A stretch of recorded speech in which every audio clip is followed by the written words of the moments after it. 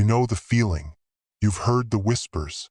You've felt the pulse of something deeper, darker, lurking beneath the surface of power, influence, and success.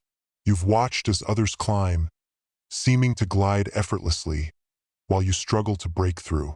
They have something you don't. Or do they? What if I told you there are hidden laws, buried truths about power, that no one, no guru, no self-help book, not even your closest mentors, will dare to reveal to you? What if these truths were the very reason some people rise to the top while others remain stuck, forever chasing but never catching the prize? You know that feeling, that gnawing doubt, that perhaps, just perhaps, they know something you don't. The world doesn't play fair, and you're not a victim. Power isn't given to the deserving, it's taken. The truth is far darker, far more unforgiving. And I'll show you exactly how to wield it, how to manipulate it to your advantage, if you dare to look beyond the veil. But let me warn you, this knowledge comes with a price. You'll never see the world the same way again. Once you understand these laws, they'll become your compass, guiding you or corrupting you depending on how you choose to wield them. The question isn't whether you'll gain power, but whether you can handle what comes with it. Because once you unlock these dark laws, you'll see the world in ways you never thought possible. Every move, every word, every glance will be calculated. And soon, you'll become a force that others can't ignore. The first law is deceptively simple, but most never truly understand it. The law of deception. You've been taught to trust your instincts. You've been told that honesty and integrity are the highest virtues, that if you are just true to yourself, everything will fall into place. But that is a lie. The truth is a weapon, and it's only powerful when it's wielded strategically. The most successful people in history didn't get to where they are by being open and honest. They got there by shaping the truth to suit their needs, manipulating perceptions, and constructing their own reality. Take Alexander the Great, for example. He wasn't just a brilliant general. He was a master manipulator. He knew how to project an image of invincibility that turned his enemies into mere pawns in his game. What do you think the legend of his divine bloodline was? It was propaganda, carefully crafted, nurtured, and spread to solidify his reign. He was a god, not just to the people, but to the world. But this image wasn't built on truth. It was built on calculated deception. And that's how he became a living legend. The moment you stop fearing lies is the moment you truly step into your own power. What most people don't understand is that power, at its core, is an illusion. What people believe about you is what they see. And what they see is often not the reality of who you are, but the story you've told them. The world is full of actors playing roles. Successful businessmen, confident leaders, even so-called spiritual figures, all wearing masks. The moment you embrace that mask, you become part of the show. Don't get me wrong. This doesn't mean you have to become a liar in the traditional sense. It means that you must learn how to present yourself in ways that support your goals, your needs, your desires. When you control the narrative, you control reality. But be careful. Deception isn't something you can just dabble in. It requires discipline and finesse. The second you're caught, it's over.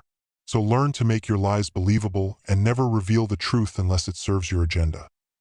Now, the second law is even more insidious, and it's one that most people never even see coming. The law of submission. You've heard of leaders who dominate, those who rule with an iron fist. But what about those who rule from the shadows, who never raise their voices, yet bend the world to their will? Submission is one of the most powerful tools in the arsenal of any strategist. It's not about bowing down or giving up. It's about learning when and how to submit in order to take control. Let me tell you a story. Napoleon Bonaparte, one of the greatest tacticians in history, was a master of this law. He didn't win battles by charging headfirst into a fight. No, he won by bending his enemies to his will, often without them even realizing it. When Napoleon invaded Italy, his strategy was simple yet brilliant. He would provoke his enemies into overextending, drawing them into areas where they were vulnerable. He didn't rush to crush them. Instead, He allowed them to believe they had the upper hand. He gave them the illusion of victory, only to strike when their guard was down. Napoleon knew that submission wasn't about weakness, it was about positioning. It was about knowing when to appear vulnerable and then exploiting that moment to destroy your opponent. The key to this law is patience. To bend, to yield temporarily, but only to gather strength for the final blow. You must know when to take a step back, let others think they've won. While you prepare for your true moment of power, if you try to force everything, you'll miss the most important opportunities. So, what's the price of this knowledge? The price is simple. The moment you understand the dark laws of power, you can never return to the world of simplicity. Once you see how the game is played, once you see the illusions, you can't unsee them. You'll begin to notice the manipulation in every conversation, in every interaction. You'll feel the weight of what it means to be in control, and you'll understand that the stakes are higher than you ever imagined. So ask yourself, will you be the puppet or the puppeteer? But this isn't just about power. It's about transformation. If you choose to walk this path, you will never be the same. And as you begin to harness these laws, you'll see a new world unfold before your eyes. A world where every moment, every word, every decision matters. A world where power is no longer a distant dream, it's your reality. The next step is not about understanding more laws, it's about how you choose to wield them. The path you're now walking isn't for the faint of heart. The laws we've touched on, they're just the beginning. But the deeper you go, the more you'll understand how the world really works. What you've been taught, what you've been led to believe about fairness and morality, that's just a comfort blanket to keep you blind. The truth? Power is a game and it's rigged. But here's the catch. Once you embrace the darkness, once you stop pretending the world operates according to your ideals, you become unstoppable. This next law? It's the key to turning your enemies into nothing more than pawns on your chessboard. It's a law that most people refuse to see, but once you do, it will change everything. The law of framing. What does that mean? It means you control the context of any situation. Every conversation, every argument, every negotiation, it all comes down to how you frame the narrative.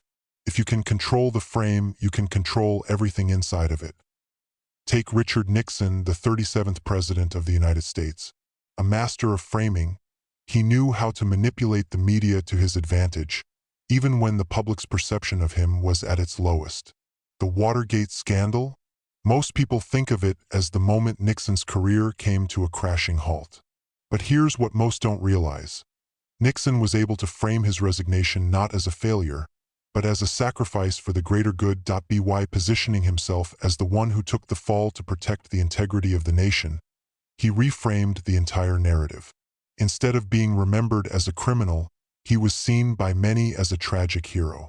A master of framing knows how to reshape the story in ways that benefit them, even when the odds are stacked against them. It's not just about manipulating the truth. It's about choosing the narrative that suits your needs. Think of every time you've been in a heated argument. If you can steer the discussion, shift the perspective, you can control the outcome. If you frame yourself as the victim, suddenly you have all the sympathy on your side.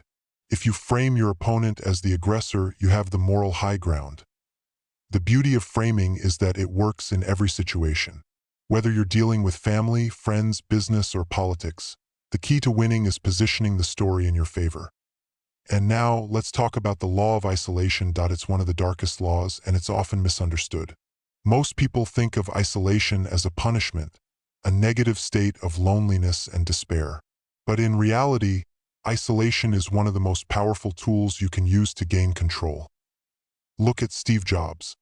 He understood the value of isolation better than almost anyone in modern history. When he was ousted from Apple, the very company he created, it was a moment of complete humiliation. But Jobs didn't retreat into bitterness or self-pity. He went into isolation. He spent his time thinking, creating, reimagining the future. And when he returned to Apple years later, he wasn't just a former CEO. He was a visionary, a leader, a revolutionary. Jobs knew that isolation wasn't a punishment. It was a reset, a period of personal reinvention. It was only in that solitude that he was able to sharpen his mind and recalibrate his vision. When he emerged from isolation, he wasn't just returning to Apple. He was returning as a new man, one with a vision so compelling that the world couldn't ignore him. And here's the thing most people don't realize. You need isolation to truly understand your own power. In the world of manipulation and strategy, people will always try to pull you into their games. They'll try to distract you, to pull you into their webs of gossip, drama, and conflict. But if you can learn to step outside of that, to pull back and observe from a distance, you'll gain a clarity that's impossible to achieve when you're caught up in the chaos. Isolation gives you the space to think, to plan, to strategize. It allows you to separate yourself from the noise, to reframe situations, to see the world as it truly is. It's not about avoiding people. It's about choosing when and where to engage, and when to step back and watch. Now, you may be thinking, but isn't this isolating me from my relationships? From my loved ones? Yes, it might, but it's in the moments of isolation that you will grow the most. True mastery comes when you can step away from the world and find clarity within yourself. It's in that space of solitude where you begin to truly understand the power you have, the moves you need to make, and the strategy you must follow. Isolation teaches you how to refine your focus. It trains you to see the chessboard in a way others cannot. And don't mistake it for weakness. Isolation is the space where power is forged. It's where the strongest minds are made. The ones who understand this law, the ones who embrace it, they're the ones who rise to the top. And the ones who never do, they're lost in the noise, forever spinning their wheels, never understanding how to play the game. But isolation isn't forever. It's a tool, a phase, a necessary step on the journey to mastery. The third law? It's about finding and maintaining control when you're confronted with resistance. Power isn't just about making your moves. It's about how you respond when others try to make theirs. This is the law of deflection. When someone challenges you, when they try to undermine your position or question your authority, don't engage directly. Never respond with anger or force. Instead, deflect, redirect. Let them waste their energy while you conserve yours. Remember, power is about control, and the key to control is in the art of deflection. You don't have to answer every attack. You don't have to defend yourself every time someone questions your authority. Instead, learn to redirect the conversation. Shift the focus. Make them chase their own tails while you sit back and plan your next move. Now, we enter the realm of transformation. This is where you stop being a player in the game and start becoming the game itself. Up until now, you've been learning how to navigate the dark laws of power, how to manipulate, deceive, control, and deflect. But that's only part of it. The real power comes when you embody these laws, when you're no longer reacting to the world, but shaping it around you. When the strategies become second nature, and you become a force that no one can ignore, no one can defeat. The moment you grasp this, you are no longer the prey. You are the strategist. You don't chase opportunities, they come to you. The next law, the law of agility, is where everything starts to shift. Let me explain it like this: you must be adaptable. Power is never static. It's fluid. It's like water, constantly shifting, changing form, and flowing to where it's needed most. Those who remain rigid, stuck in old strategies and outdated methods, will be crushed by the tide. But those who learn to move with the flow, those who can bend and twist without breaking, they will ride the current to the top. Think about the greatest leaders, the ones who've achieved lasting influence. Take Winston Churchill, for example, the man who faced down the Nazi regime during World War II. People often think of him as a stoic figure, unyielding in his resolve. But what they don't understand is that Churchill was incredibly flexible in his methods. He could switch from fierce rhetoric to quiet diplomacy, from brutal confrontation to subtle manipulation, depending on what the moment demanded. That he didn't cling to one style of leadership. He adapted, he changed, he evolved as the situation required. And that's why he succeeded. The moment you stop clinging to your methods is the moment you truly gain control over them.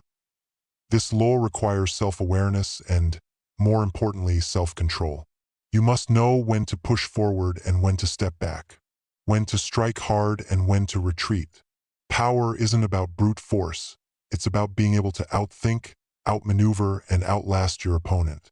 The person who is rigid in their approach will always be caught off guard when the unexpected happens. But the person who is agile, they'll see every move coming. Now, let's talk about the law of quiet influence. I've already told you that power isn't about being loud. It's not about flexing your muscles for the world to see. Real power? It's subtle. It's quiet. It's almost invisible to those who aren't paying attention. But to those who understand it, it's overwhelming. Think about a figure like Vladimir Putin. He doesn't command the attention of the world with bombastic speeches or grand gestures. No, his influence is far more subtle. He controls with a gaze, with a word here, a gesture there. His power comes from knowing when to show strength and when to remain silent. And that silence, that stillness, it sends a message more powerful than any shout could. The key here is to master restraint. To understand that sometimes the greatest influence you can have is by not saying a word, by not moving a muscle. Power is about creating the conditions in which others feel compelled to act in your favor, without you ever lifting a finger. They don't even know it's happening. Look at modern tech giants like Mark Zuckerberg. He doesn't run around giving speeches or making grandiose declarations about his power. Instead, he lets his empire speak for him. Facebook, Instagram, WhatsApp, these platforms are his voice. His influence doesn't come from words. It comes from creating systems that control how millions of people interact, live, and think. That's the power of quiet influence. You don't need to scream for attention if your actions are already speaking louder than words. But let me make one thing clear. Quiet influence is not about being passive. It's about being deliberate. It's about knowing when to speak, when to act, and when to hold back. It's about controlling the narrative without anyone realizing you're doing it. And once you master this, the world will be at your feet. The next law is a dangerous one, but one that every true power player must understand. It's called the law of ruthless elimination. Most people, when faced with a rival, hesitate. They hold back. They wonder if they should play nice, if they should show mercy. Mercy is a weakness, a foolish indulgence. Power doesn't care about mercy. Power cares about eliminating threats before they become problems. Look at the rise of figures like Genghis Khan. Known for his brutal conquest, Khan didn't hesitate when it came to eliminating his enemies. He understood that once a threat is identified, it must be neutralized, no questions asked. He didn't waste time negotiating with enemies who could one day come back to bite him. He struck swiftly, decisively. And here's the thing you need to understand. If you want to gain control, you cannot afford hesitation. The moment you hesitate, the moment you give your enemies room to breathe, they'll strike back, harder than before.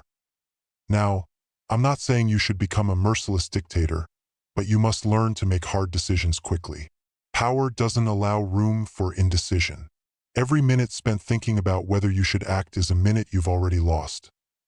The law of ruthless elimination doesn't mean destroying everything in your path, but it does mean recognizing the true threats in your life and removing them before they grow too powerful. If you're afraid to make the hard decisions, you'll always be vulnerable. But if you're willing to take swift, ruthless action when necessary, you'll protect your position and solidify your power.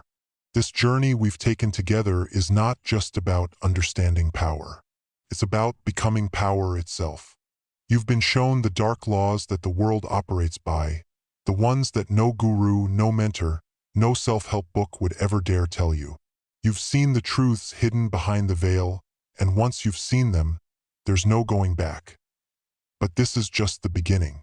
The deeper you delve, the more you realize this knowledge, these laws, they are not just tools. They are the keys to transforming your entire existence. What does that transformation look like? It's the moment you stop being the prey, the moment you stop running, scrambling, and wondering if you'll ever catch a break. Instead, you become the strategist. You become the person who dictates the terms. You become the one who is never caught off guard, the one who is always 3 steps ahead. Power flows to you because you've learned how to take it. Think about the greatest figures in history. They were never the victims of their circumstances. They were never helpless.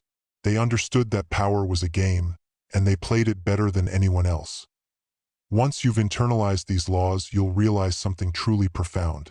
The moment you fully grasp these dark truths, the moment you wield them with precision and purpose, you stop being a participant. You stop being a pawn. You become the master of the game. But let me tell you this power, it's intoxicating. It will change the way you see the world. You'll no longer look at people as equals. You won't be swayed by their opinions. You'll see through every facade, every mask they wear, and you'll understand their motivations. You'll know exactly what makes them tick, and you'll know how to manipulate those forces to your advantage. The choice is yours. You can continue to live in the illusion of fairness, of morality, of right and wrong. Or you can step into the realm of true power, where the rules are not made for you, they are made by you. And here's the truth: power doesn't wait. It doesn't care if you're ready or not. It doesn't wait for you to feel comfortable. It is a constant struggle, a game of survival. And in this game, those who hesitate, those who cling to their old beliefs about honesty, fairness, or morality, they lose. But those who adapt, who evolve, who learn to play the game as it is, they will rise. They will be the ones who shape the future. And in that power, in that mastery, they will find their true freedom. Look at the men and women who have shaped history. The Napoleons, the Churchills, the Jobs, the Putins. They didn't just accept the world as it was. They remade it. And they did it by mastering these laws, these truths, the ones that most people will never even see. You are standing at the threshold. Every move you make from here on out will determine whether you rise to the heights of power or stay stuck at the bottom, forever wondering why others seem to have it all. I'll leave you with this final thought, a final challenge. What will you do with this knowledge? You can forget it, bury it in the back of your mind, and continue on as you were. Or you can step into your power, embrace these laws, and change your life forever. It's your choice. But remember this: the moment you choose to step into the game, there is no turning back. The world will change. And you will be the one controlling it. Call to action. If you're ready to take the next step, to break free from the chains of mediocrity and harness the true power that lies within you, then it's time. Like, comment, and subscribe.